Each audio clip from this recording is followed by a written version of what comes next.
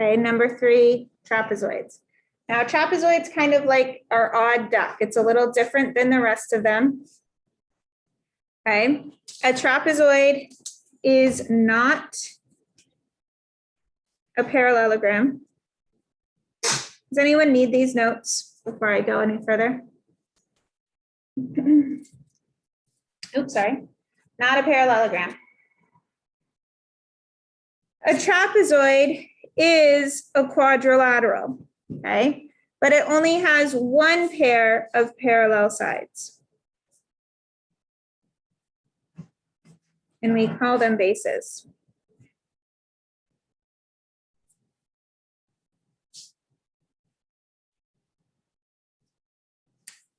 Going back to kind of the pattern blocks you did as a kid, we're going to look at a specific type of trapezoid. Now, a trapezoid is a quadrilateral with one pair of parallel sides. That would be these sides are parallel, and then the other ones are tilted a little bit. It doesn't have to look like the way the pattern blocks always look, but what we're going to look at, it will. Okay, if you know what I mean. I think the trapezoids were maybe red in the pattern blocks. And hexagon was yellow, and then there was like green triangles. Okay, we're going to look at the ones that look like that. Okay, but let's kind of ease into what that means. So I have base 1 and I have base 2. So I have 2 bases. They're the 2 parallel lines, base 1 and base 2. See if I can get that to hide away. There we go. So what we are going to talk about, I'm going to kind of jump down here, is an isosceles trapezoid. An isosceles trapezoid is a trapezoid with congruent legs. So let me go back to here. These are the legs of my trapezoid. So I'm looking at trapezoids that just have congruent legs. And here's a leg, and here's a leg. And the legs are the non-parallel sides.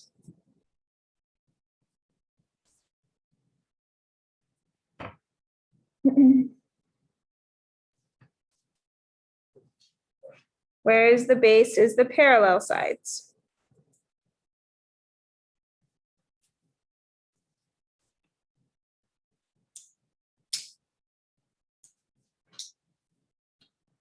Our base angles, we have 2 sets of base angles, okay? Base angles are the angles connected to the same base. There's a pair. So we have 2 pairs of base angles.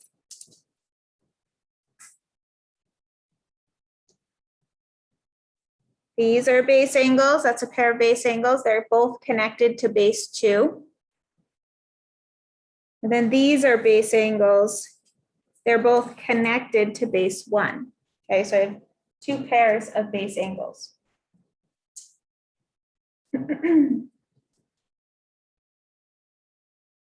Similar to this property with triangles, if sides then angles, for our base angles, if sides of our trapezoid are the same, which they will be for the ones we look at, then, bad job. Then angles, okay? So I have congruent angle pairs. Congruent angle pairs. These angles are the same, these angles are the same. Which is different from our quadrilaterals. That's the biggest mistake I see, or from our parallelogram. That's the biggest mistake I see students make. In our parallelogram, opposite angles are the same. But in our trapezoid, the bottom angles are the same and the top angles are the same. Okay, so that gets a little confusing. Use your notes.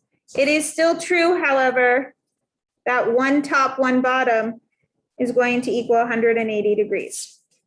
Okay, that those are supplementary.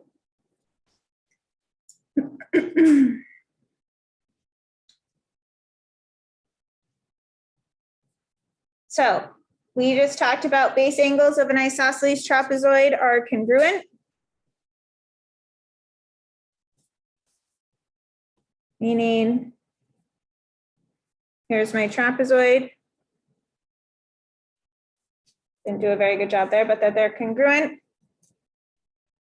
And then one top, one bottom equals 180, or is supplementary.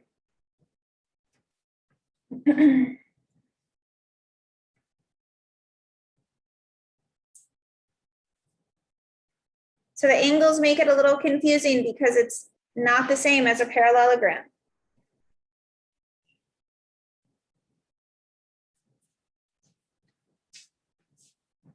The diagonals are also not the same as a parallelogram, okay? But it gets confusing because they are congruent, which is similar to a rectangle, meaning this length, let me call this trapezoid A, B, C, D.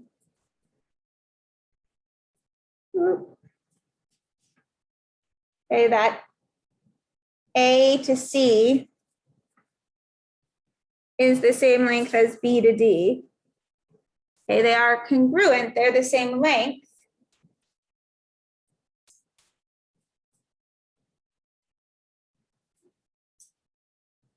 Do they look like they are bisected?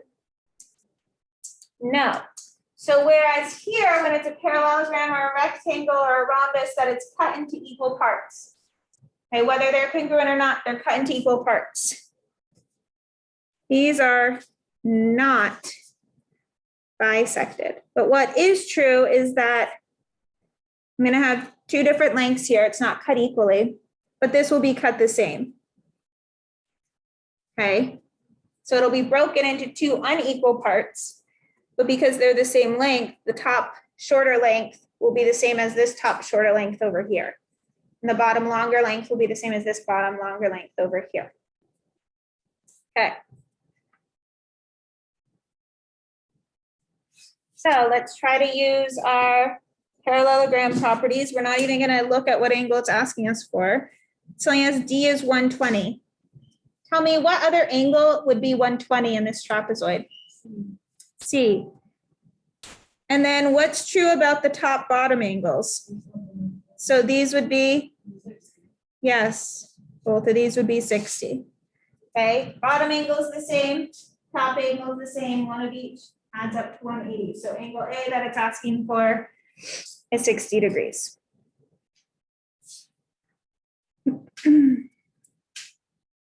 Okay, the way our diagonals work is they're not bisected, but they're cut up the same. So short length, long length, short length, long length. So if I know that RT, which is this whole diagonal, is 25, and I know that Q to P, so Q to P is 10, it wants me to find PS. What must PS be? 15, because it has to add up to 25. So this must be 15. And in fact, this would also be 10 and 15, the way it's broken up on the other one. Okay, so PS equals 15. Good.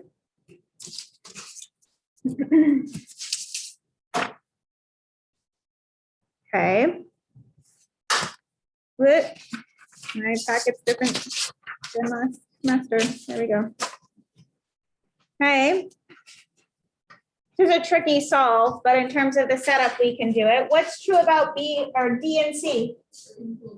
They're equal to each other. Now it throws us through a loop because it makes us test our algebra skills. But we know that 2y squared minus 25 equals y squared plus 24. So it gives us a quadratic, which is scary, but that we can deal with. Let's go back to algebra 1. So I subtract y squared.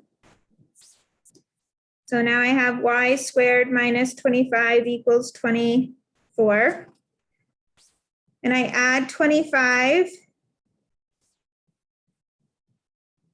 Y squared equals 49. And how do I get rid of the fact that it's squared? Not divide by 2, but take the square root. What's the square root of 49? 7. Now, technically, it's plus or minus 7, could be 7 or -7, okay, would work there. That one just threw us through a loop with the algebra, but in terms of the concept I want you to get is that these are the same. Okay, diagonals again. QS, this diagonal is 5z plus 3. RT, this diagonal is 9z minus 12. What do we know about our diagonals? They're the same length, yeah. Not bisected, but the same length. So I'm setting them equal.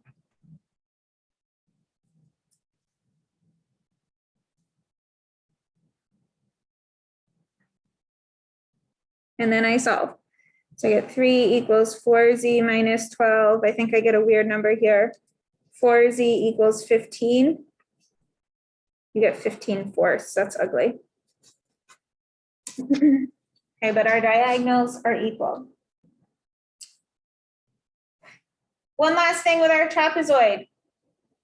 If I had a median, which means going from the midpoint of my leg, so a median of a trapezoid is a segment that joins the midpoint of our leg. So if this leg was cut into equal parts, this leg cut into equal parts, that the median is, it's parallel, so it's also running parallel to our bases, is equal to the average of the bases. The median is equal to base 1, whatever its length is, plus base 2 divided in half. That's how you find an average of two numbers. I'm just averaging the bases. If I have that line in the middle, it's going to be the average.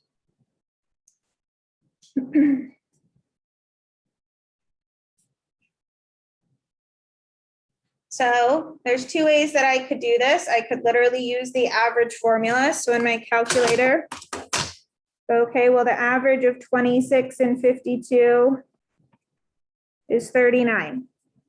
How did I do that? What did I just do in my calculator?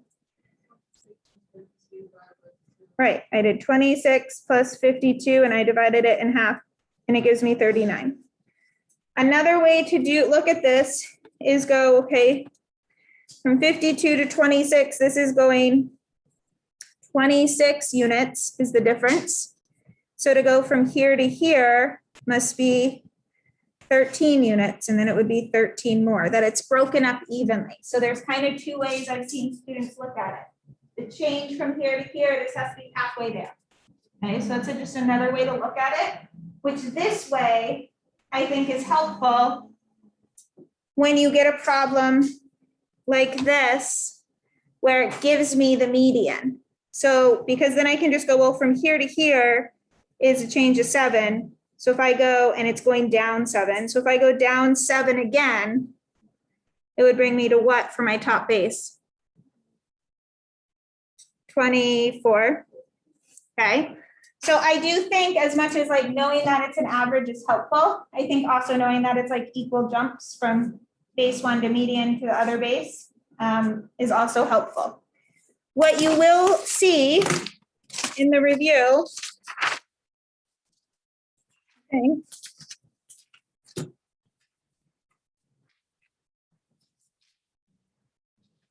So this is in your review that you're going to be working on tomorrow on your own, okay, is that you're going to be given problems like this. So I think that's the end of our notes. Well, not quite. We got to do a diagram. So for this is a little less helpful, but I could still use that idea where I go 16 to 8, that's a change of 8.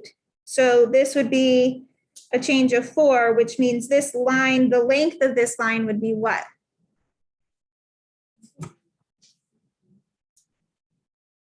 The bottom one, 16. Yep, so 16 to 8, that's going down 8. So I'd go down 4 would be my median length, which means my median would have a length of what here? 12. And then the only difference here is now I have to solve for x, right? So I have to, it's just like a little different than what we saw in our notes, but not drastically crazy different. Okay. All right. So last thing I want to do in our notes is let's fill out a little chart here. So on this page, Hey, here's our word bank. I want you to give yourself, let me zoom out, like a big circle as best you can. Here's my big circle.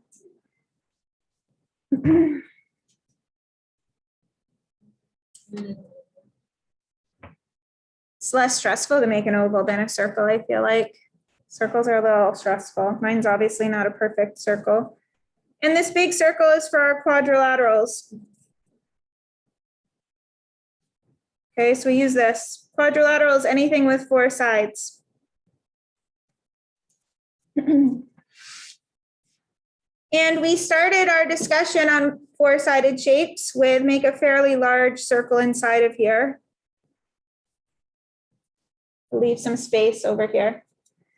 With parallelograms.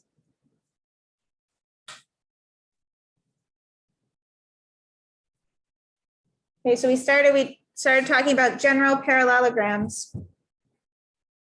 And then we said that there's a special parallelogram. And we call that special parallelogram a rectangle. And there's another special parallelogram. Watch what I'm going to do. It's like a Venn diagram, right? Ooh, bad circle. And the other one is called a rhombus.